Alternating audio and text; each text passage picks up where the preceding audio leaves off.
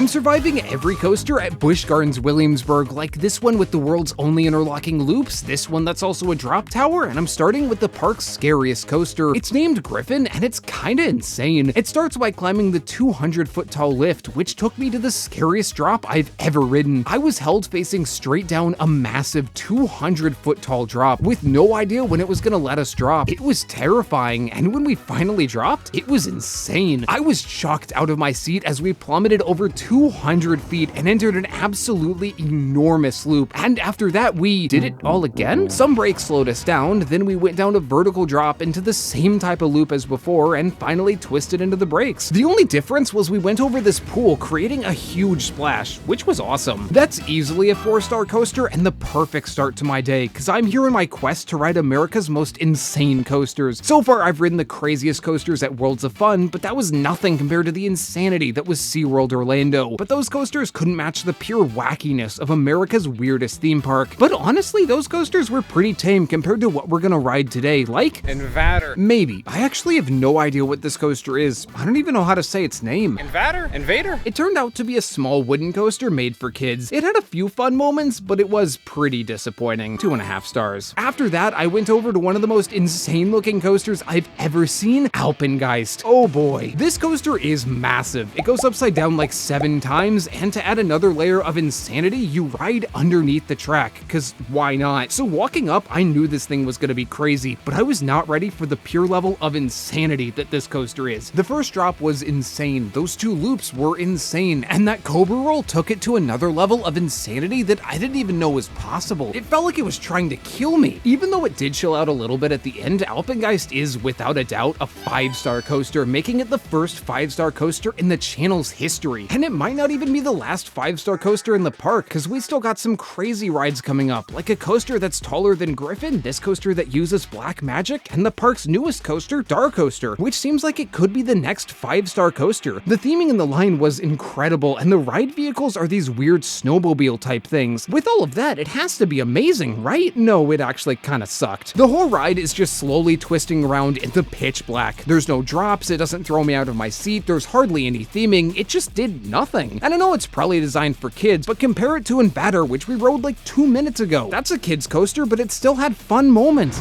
Dark Coaster had nothing. I mean, the launches were okay, but they weren't that good. Also, the ride broke down like 3 times while I was in line, plus another time right after I got off. Overall, it was just kinda lame. 2 stars. It would be a really big shame if the next coaster I ride does everything this did, but like 10 times better. What is the next coaster anyway? Oh yeah, it's Verbolten. This coaster's line was really cool, with theming pretty much everywhere I looked, which got me pretty excited. But will it actually live up to the hype? Well, there's only one way to find out. Oh boy, here we go. It starts relatively tame, but once we entered this ominous building, that's when it got wild. We violently launched into the darkness with lights flashing everywhere, leaves, tunnels going all around us, big, fast, intense turns. It was crazy until we just kind of came to a stop. Man, we do just be sitting here. I thought the ride had broken, but nope, we started going again until we slowed to a stop. Oh boy, here we go, sitting again. But this stop seemed different. The music was big and scary, there were lighting effects all around us, and then out of nowhere, we dropped. Yeah, this coaster is also a drop tower, which is something I didn't even know was possible. We got no time to process that drop though, as we hit a launch, which caused me to hit my head pretty hard for some reason, and twisted all the way to the top of this tower where we, you guessed it, came to a stop again. I mean, hey, at least the view is nice. This is probably the most beautiful park I've ever visited. It's got areas themed to countries from all over Europe, some truly breathtaking landscapes, and even some animals to look at. Walking around this park is like a roller coaster, but for my eyes, which I realize also go on a roller coaster, but you get what I mean. Every area was so detailed and unique. It makes me want to travel to Europe. If only I wasn't so stinking broke. Anyways, let's get back to Verbolten, where we actually barely stopped and dropped down into a few quick turns that were weirdly rough. The rest of the coaster was pretty smooth, but these turns absolutely rattled me bones for some reason. It wasn't too awful, and it's not even close to as rough as what I'm going to be riding in the next video. Subscribe so you can see that when it comes out. But it was probably the roughest moment on any coaster in the park,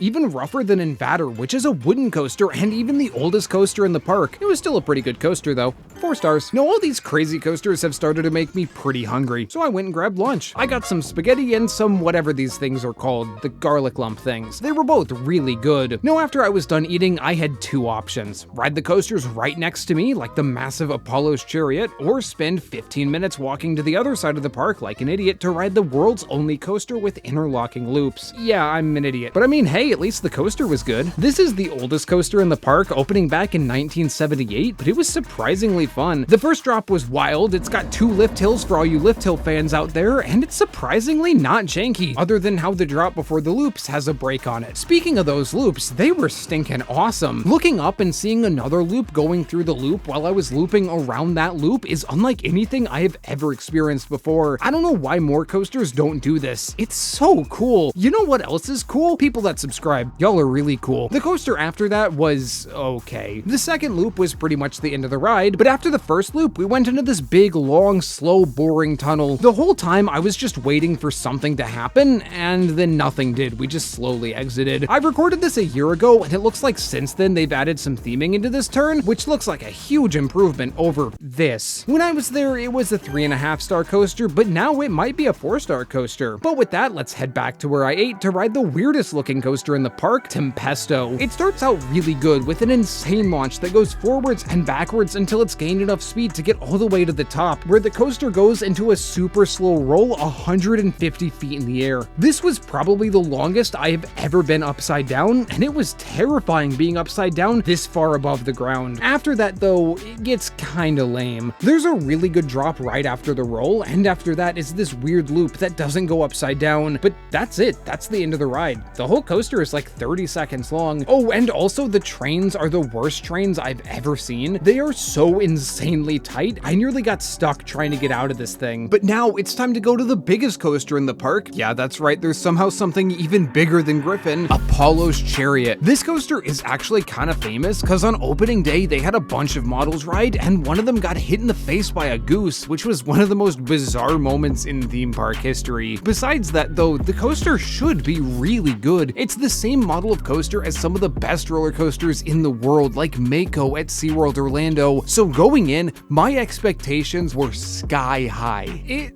was one of the coasters of all time. The first drop was good, but everything that followed was like 50% good. Those big hills were good, but not as good as they could have been. The big turn was good, but not as good as it could have been. And those ending hills were, actually no, those weren't good at all. Those completely sucked. The turn combined with this brake run completely killed the coaster's momentum, so we hit these hills going at an absolute snail's pace. They look like they should throw me out of my seat, but hitting a bad pothole with my car throws me out of my seat far more than these did. Other than this last hill, I thought the ride was over, so when we dropped down, it caught me so off guard. It was a really good ending to an overall pretty mid ride. Maybe I had my expectations set too high. It's just this model of coaster creates banger after banger after banger after banger. I've never ridden one that hasn't been a world-class ride until Apollo's Chariot. It might be a hot take, but I'm gonna give it 3 stars. So far, we've ridden a huge coaster that dangled me over a vertical drop, the first 5-star coaster on the channel, a coaster that's also a drop tower, but I think this next coaster might be better than all of them. It's named Pantheon, and I swear this thing uses black magic. It starts pretty tame, but once we hit that second launch, it got insane. Remember how on Tempesto we launched forwards and backwards until we were able to get up to that roll? This coaster does the same thing, but like somehow halfway through the ride. That first launch doesn't get us going fast enough, so we roll back, hit the launch again, but instead of going back through the first part, we somehow go straight past it and up this giant spike. I swear to God, there's some black magic being used on this thing. Okay, it's obviously not black magic. It's actually this thing called a track switch, which is a piece of track that switches.